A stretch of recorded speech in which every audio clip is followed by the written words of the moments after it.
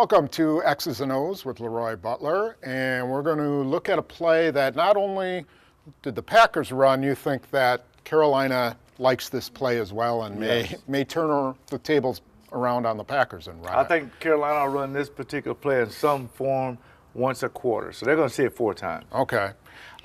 This was in the Miami game, 1st and goal, 10-11 left in the first quarter. Packers are down on the 9, I believe. So essentially you got your 3 receiver formation. Yep. Rodgers is under center, which gives you the impression it'll be a run play. Possible run. I'll just draw the routes that were run over here. And essentially, this you were said that this was played perfectly on this side by the Dolphins. Yep, Everybody perfect. did what they were supposed to do. Safety came It's over. awesome. Now, when Rodgers came to the line, he came under center. Then he turned and made all kinds of signals, calls. What was he doing? I think for the most part, Aaron is go through his film study to say if I got to run on, say I got to run on, but the matchup is I want to try to get Jordy Nelson isolated on this safety or this corner off of play action. So say if he got a run on, he'll keep the run on, but he has to change the protection and let these guys go from run blocking to pass blocking. So he got to go through his ball skills. Now, what they try to do is let you know most defensive backs know if you get short motion by this receiver, he's getting in position to cut the safety off because it may be a run. But that's an illusion of it. And what happened was Aaron He went in motion and Jordy came in landed short about motion. halfway, right? Yes, and so, the guy said, well, he's coming to block, the safety and make maybe pull a guy to block the corner. That's what we're thinking. Right. And that's as an offense you're hoping they're thinking. So what happened was when Aaron had his play action and quarters went to the flat, now his focus goes on the safety once he turns back. Now, that's a rule we have at safety. Right. If you see the quarterback's name get depth, it's probably play action. Really? Okay. Okay. Now, remember, You see it square like that. You see where Rodgers get depth. Now, not only did you show him Rodgers, but he was able to see the front and the back. And all you need to run this particular route, Tom, is for this safety just to be nosy a little bit. And this guy just a little bit. And that's what happened. So Jordy Nelson comes in, runs a post, Aaron delivers a throw, touchdown. That's how easy it works. This linebacker vacated and went into the flat to cover and was Quarles. late covering Quarles. This play is designed for that safety to just come up 2 steps. It's all you want. Right. And you got the touchdown. But, again, if you're a safety, you can't make that play. You stay back. There's no reason for you to come forward if it's a play action. Say it is a run. Doesn't matter. You're on the 9-yard line. You're on your feet on the goal line. You stay on the goal line. You don't move. It's play action is really predicated on instincts, right? Guys, they're taught get to the ball, and when they see the fake, and you got to be patient. But it's about opportunity. See, I always tell guys, Tom, if they run the ball, I can't make the play. So we got to do what we call slow to go, and. It was a great play called by Aaron. He was on top of his game. Yeah. The other thing we saw, too, was that, so if this safety had played it correctly, Quarles, this linebacker was really late getting over, and he was wide open. He was wide open, too. He might have been able to turn it upfield and get into the end zone. So, and that's by going through your progression. Okay, this guy covered it. I can go here, or I can survive the down by throwing a check down to Eddie Lacy, or I can run it, or I can throw it away. Yeah.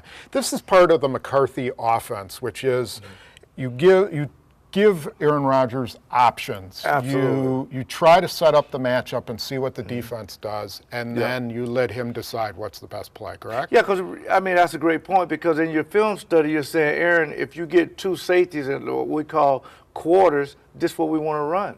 Now, if you got 1 safety high and 1 safety down, then you can run something else, one-on-one outside with Jordy Nelson, or you can just run backside away from the strong side. Right. It's a lot of options that you can do to put my guys in the best matchup. And Nelson may, in many cases, will be reading the safety, and like you said, if he comes up, then he runs a different route, right? Absolutely. He might run the corner, That's a good point. Or something like that. Corner, it's a numbers tree. He can run a skinny post, corner, post, or he can run like a little curl, and the tight end will run an out and up. It's a lot of progression on this West Coast style offense. One thing that was kind of interesting, I thought, that Miami did was often they brought their linebackers right up here, you call that mugging. Yep. So you don't really know whether they're blitzing or they're going to drop back. Right. And that seemed to cause Rodgers a little bit of trouble in terms of trying to decide run, pass, whatever. So I wonder if that's something other teams will do. Well, Carolina does that with that Luke Kuechly kid. He comes 59 from Carolina. He walks up and down the line of scrimmage. Sometimes he comes in these A gaps sometimes. And for the most part, they're looking for matchups as well. Right. Okay. We'll take a look at Cam Newton and a play that we think the Packers will probably see. Right. All right, we were watching a little bit of the Carolina and Cincinnati game, and we watched the style of read option that Cam Newton runs, and there's a facet of it that's different than what you see, and it has to do with his size and ability, different run ability. So here's a play where they come out in 3 wides. They've got their running back, and this is Greg Olsen, their tight end right here. It's kind of interesting. So I'll start it, and then you can finish. Okay. So they motion this wide receiver, Kotri, right here, and he stops. Then all of a sudden he motions back and stops right here. Right.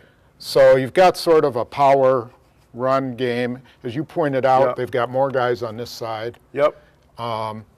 And so next, why don't you go ahead and show what this is about? This safety right here, Tom, he just kind of walks down to cover this guy. Right. So you're thinking if you're Cam Newton, you're kind of almost outnumbered. You got 1, 2, 3, 4, 5 guys over here, and you got 4 guys to block them. Right. Now, and it kind of can throw you off, but I think they're going to keep their progression on because they're thinking this is what we call a quarterback trap.